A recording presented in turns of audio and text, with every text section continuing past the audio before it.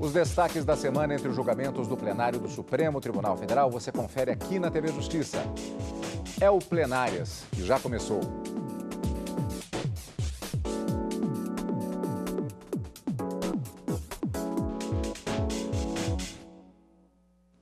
Hoje, com os principais momentos das sessões dos dias 26 e 27 de agosto de 2020. Vamos conversar, como sempre, no início do nosso programa com a Karina, que acompanhou a sessão plenária do Supremo Tribunal Federal por via remota e agora está conosco aqui para podermos rever os principais momentos destas sessões, que, na verdade, Karina, tiveram, como a gente sempre brinca, foram sessões monotemáticas. Uma palavra de ordem que podemos definir como reforma trabalhista. Cadu, essa semana os ministros retomaram um julgamento que já havia sido iniciado no dia 12 de agosto, no começo desse mês, envolvendo duas ações declaratórias de constitucionalidade que buscavam aquilo, que buscam, o julgamento ainda não foi encerrado, a confirmação do que foi alterado na CLT em razão da reforma trabalhista de 2017, pela manutenção da taxa referencial, a chamada e conhecida como TR, como índice de correção monetária para o cálculo daquelas condenações trabalhistas, de créditos trabalhistas e também como correção monetária dos depósitos recursais. E duas ações diretas de inconstitucionalidade que foram propostas pela ANAMATRA, a Associação Nacional dos Magistrados da Justiça do Trabalho, questionando esse índice e entendendo que ele deve ser declarado como inconstitucional por não refletir verdadeiramente o valor da inflação e, com isso, violar o direito de propriedade dos litigantes nos processos da Justiça do Trabalho.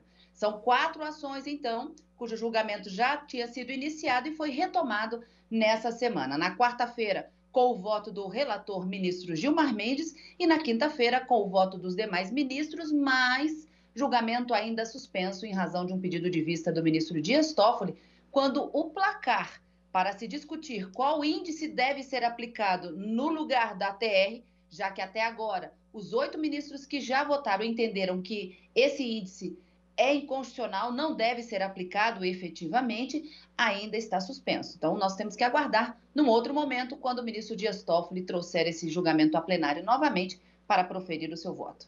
Karina, mas ainda hoje aqui no nosso programa Plenárias nós vamos fatiar o tema para sabermos como foi este julgamento. Mas antes ainda, um registro importante desta semana. Ainda na quarta-feira, antes de começar a sessão plenária, o ministro Dias Toffoli, presidente da Corte, falou sobre o lançamento de um catálogo em homenagem a Gervásio Batista, um dos maiores repórteres fotográficos do Brasil, que dedicou os últimos 17 anos de carreira ao Supremo Tribunal Federal. O lançamento do catálogo acontece 1 ano e 4 meses após o falecimento de Gervásio Batista. A capa do catálogo, no qual se destacam as mãos dos ministros. E ele, através das mãos, também demonstrava a ação daqueles que decidem, através da sua consciência, da sua inteligência, da sua mente, mas através da mão, que assina. O ministro Dias Toffoli, presidente do Supremo Tribunal Federal, lembrou a trajetória profissional do repórter fotográfico que registrou os acontecimentos mais importantes do país. Apreciar a obra fotográfica de Gervásio, construída em 8 décadas, repito, 8 décadas de fotojornalismo, é navegar pela história do Brasil e mesmo do mundo, a partir de fragmentos eternizados pelo olhar sensível e perspicaz do homenageado. O objetivo do catálogo que está sendo lançado é honrar a personalidade e a obra de Gervásio Batista, e também de todos, através dele, repórteres fotográficos, a qual é dotada a obra dele de inestimável valor histórico e cultural. Ao falar sobre o trabalho de Gervásio Batista, o ministro Dias Toffoli destacou a importância da liberdade de imprensa para a democracia.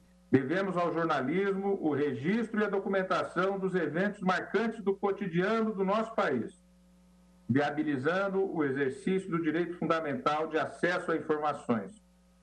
A imprensa também impulsiona a livre circulação de ideias no espaço público e o debate plural e democrático, potencializando o exercício da liberdade de expressão.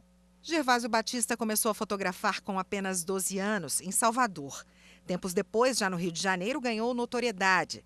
Com seu olhar atento sobre os mais diversos acontecimentos, ele cobriu de Copas do Mundo a guerras. Ficou conhecido como o fotógrafo dos presidentes. É dele a última foto de Tancredo Neves em vida.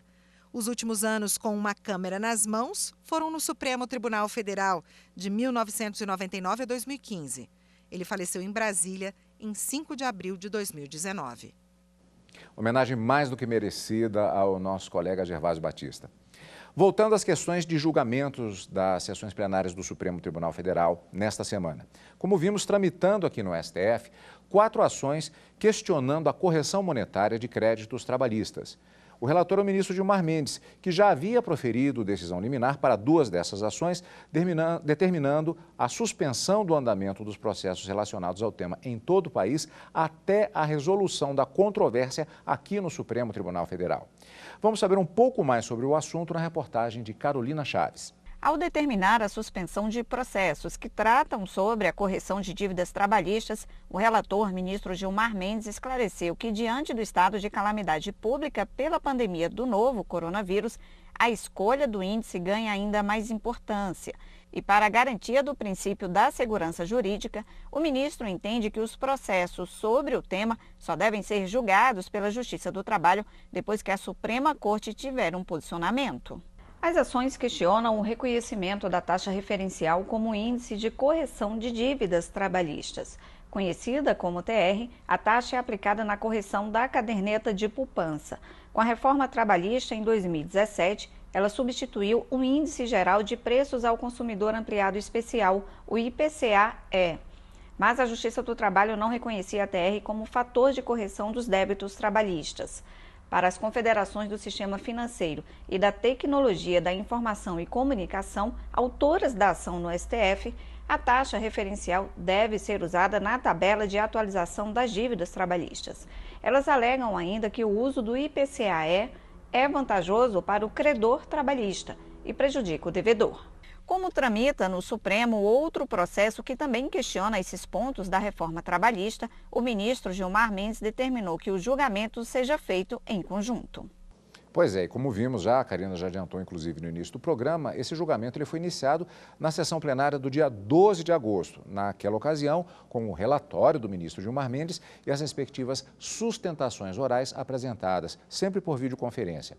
Na sessão desta quarta-feira, dia 26, o julgamento foi retomado, agora com o voto do relator, ministro Gilmar Mendes. A reportagem é de Marta Ferreira. Na sessão dessa quarta-feira, o ministro Gilmar Mendes começou o voto relembrando que a reforma trabalhista estabelece a aplicação da TR, mas o Tribunal Superior do Trabalho tem determinado o afastamento dessa taxa para que seja aplicada um outro índice, o IPCA-E. Apenas em 2015, o plenário do TST, na arguição de inconstitucionalidade 479, em sessão de 4 de 8 de 2015, declarou a inconstitucionalidade do artigo 39 da Lei 8.177, na parte em que ele regulamenta a incidência da TRD acumulada no período compreendido entre a data do vencimento da obrigação e o seu efetivo pagamento a título de índice de correção monetária.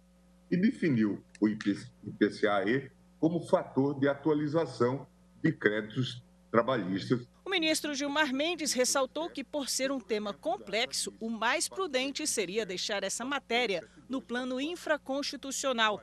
Depois, relembrou a jurisprudência do Supremo sobre essa questão de aplicação da TR como índice de indexação. A judicialização da matéria levou à edição, como sabemos, da súmula 648 do Supremo Tribunal Federal, tendo em vista, portanto, as sucessivas controvérsias que continuaram. Para Gilmar Mendes, não é adequada a aplicação da TR para a correção de créditos trabalhistas e de depósitos recursais. Para o ministro, deve haver uma harmonização desses índices para evitar a insegurança jurídica. Enquanto não há deliberação legislativa sobre a matéria, o STF deve, nesta sentada, a meu ver, estabelecer quais dos 3 cenários entende-se constitucional. Mas não basta afastar a TR. O ministro Gilmar Mendes entendeu que até que o Congresso defina outro índice para a correção de créditos trabalhistas e de depósitos recursais na Justiça do Trabalho, devem ser aplicados os mesmos índices utilizados nas condenações cíveis. Sendo assim, presidente, posiciono-me pela necessidade de conferirmos interpretação conforme à Constituição dos dispositivos impugnados nestas ações, determinando que o débito trabalhista seja atualizado de acordo com os mesmos critérios das condenações cíveis em geral. Além disso, entendo que devemos realizar apelo ao legislador para que corrija futuramente a questão, equalizando os juros e a correção monetária aos padrões do mercado e quanto aos efeitos pretéritos, determinarmos a aplicação da taxa Selic em substituição à TR e aos juros legais para calibrar de forma adequada, razoável e proporcional à consequência deste julgamento. Depois do voto do ministro Gilmar Mendes, o julgamento foi suspenso e deve ser retomado nesta quinta-feira com o voto do ministro Alexandre de Moraes. Exatamente, a retomada do julgamento nós vamos ver daqui a pouco. Antes, vamos conversar com a Karina. Karina, nesse voto do ministro Gilmar Mendes, apresentado na sessão desta quarta-feira, houve também a análise das questões preliminares. Muito comum, geralmente, quando há a outra parte, digamos assim, é muito comum ela apresentar questões que devem ser observadas normalmente para que não haja o chamado conhecimento, para que nem sequer seja julgado. O ministro analisou questões apresentadas nesse sentido. Qual foi o posicionamento dele? Foram apresentadas duas preliminares, uma nas ADCs e uma nas ADIs, questões essas que devem ser resolvidas num primeiro momento para verificar se os requisitos para se admitir àquela ação estão presentes, conforme o que determina a legislação, e daí prosseguir e avançar naquele pedido que a gente chama de mérito propriamente dito. Então, houve uma arguição de preliminar nas ADCs, entendendo que elas não deveriam ser julgadas por não ter demonstrado, nessas declaratórias de constitucionalidade, a chamada controvérsia judicial. Segundo a legislação, deveriam ser demonstradas diversas decisões judiciais, entendendo, ora pela constitucionalidade, ora pela inconstitucionalidade da aplicação da TR, como requisito para a propositura dessas ações. O ministro Gilmar Mendes acabou refutando esse argumento, entendendo que muito mais do que uma controvérsia judicial, é preciso que se demonstre uma controvérsia jurídica como pressuposto para a análise das ADCs. E, nesse sentido, o ministro Gilmar Mendes, ao votar e afastar essa preliminar arguída, entendeu que só a decisão do TST já bastaria para a continuidade do julgamento. O Tribunal Superior do Trabalho tem declarado a inconstitucionalidade da TR e determinado na Justiça do Trabalho a aplicação do índice, o INPCAE, e todas essas correções monetárias, tanto dos créditos trabalhistas como dos depósitos recursais. Nas ADIs, o argumento trazido como preliminar era a ilegitimidade da ANAMATRA. O argumento é de que ela não poderia propor essa ação por não demonstrar pertinência temática, ou seja, não teria relação com o objetivo e o pedido da declaração da inconstitucionalidade. O ministro Gilmar Mendes e todos os demais que o seguiram, na maioria, acompanharam também para afastar essa preliminar de legitimidade da ANAMATRA, exceto apenas o ministro Marco Aurélio, que votou na quinta-feira, entendendo que ela não teria condições de apresentar essa ação. Mas o julgamento prosseguiu, essas preliminares sequer foram analisadas pelos demais ministros, salvo o ministro Marco Aurélio, fique o registro aqui, e o julgamento prossegue, então, no mérito, como a gente vai ver do julgamento que aconteceu na quinta-feira. Exatamente isso que vamos ver daqui a pouquinho, logo depois do intervalo, no segundo bloco do nosso programa Plenárias de hoje, aqui na TV Justiça.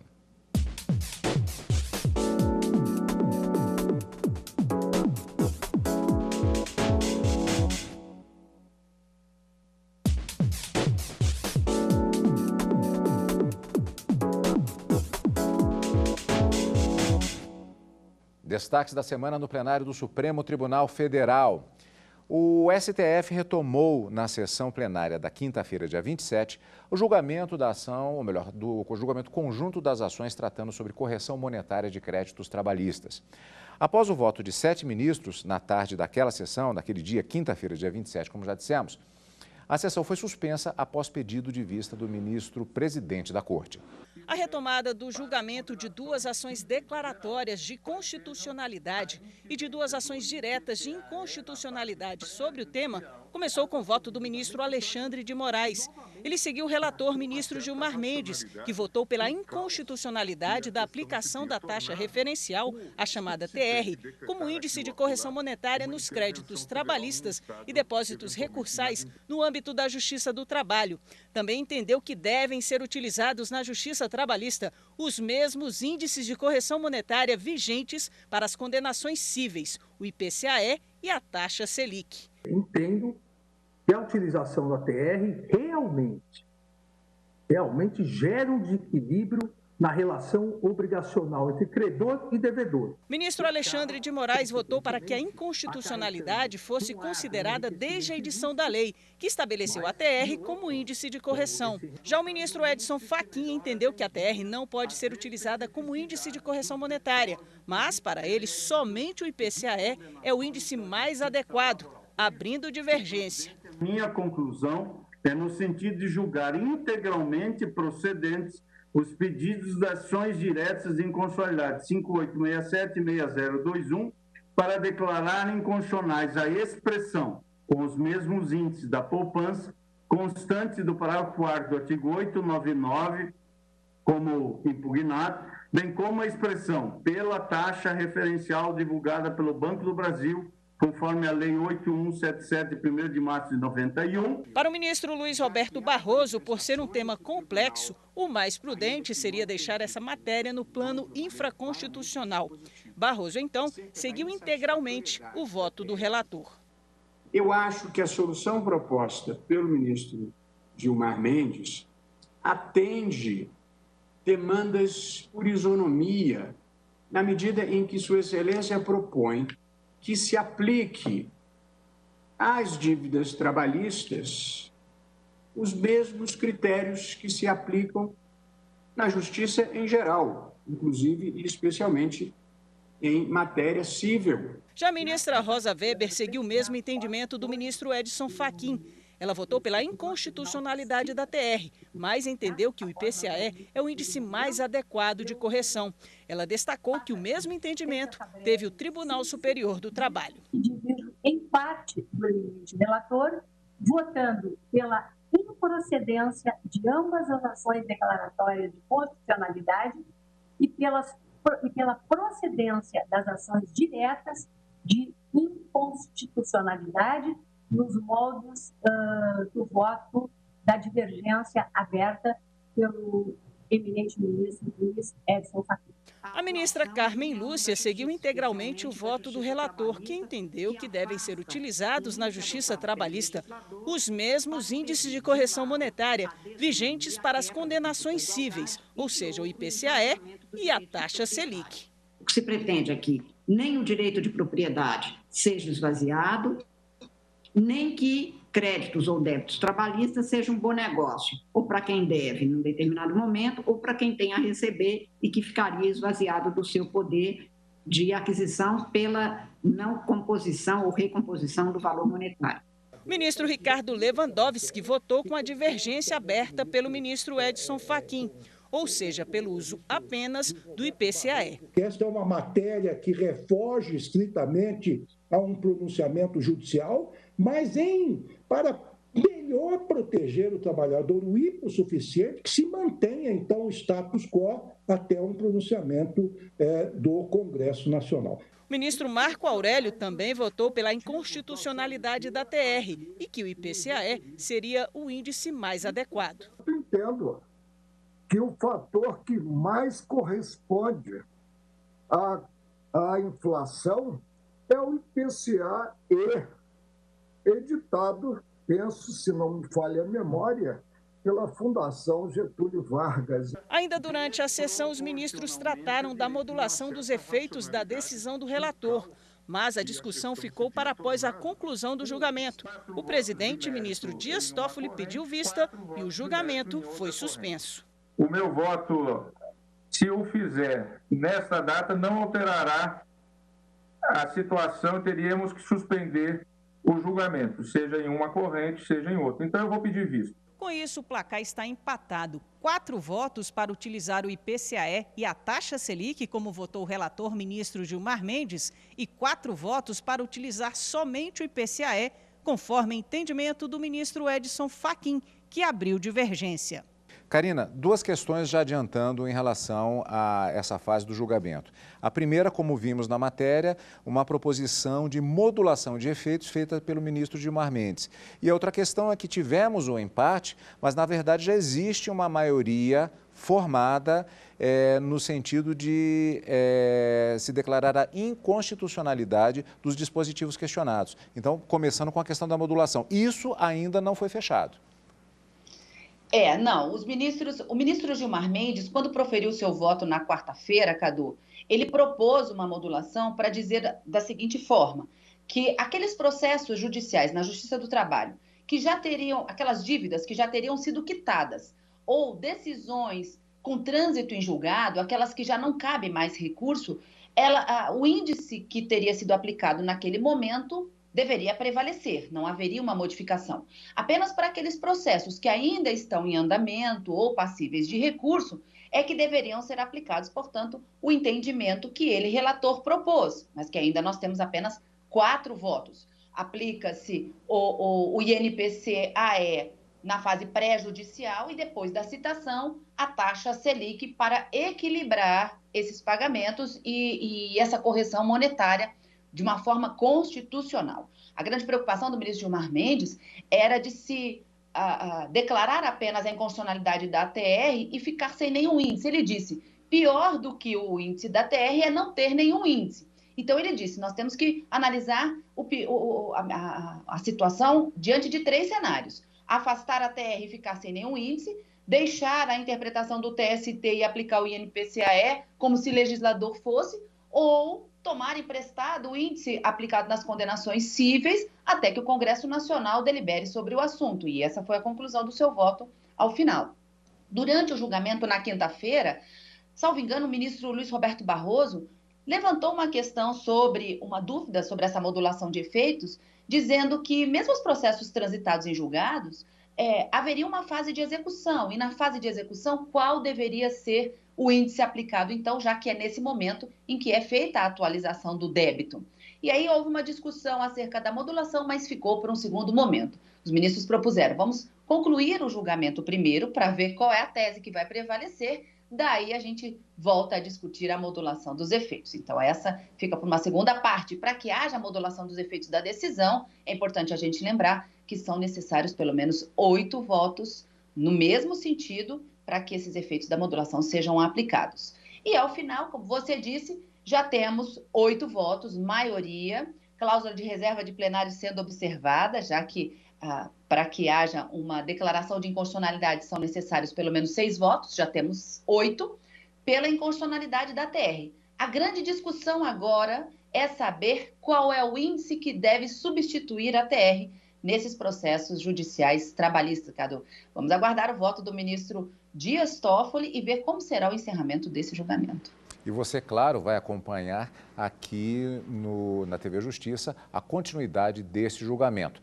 Karina, independente do tema, já temos encontro marcado na próxima semana com os nossos amigos telespectadores. Exatamente, Cadu. Na próxima semana, quarta e quinta ao vivo no Direto do Plenário e nesse final de semana, encontro marcado no Plenárias. Obrigado pela sua companhia, como sempre. E continue conosco aqui na TV Justiça.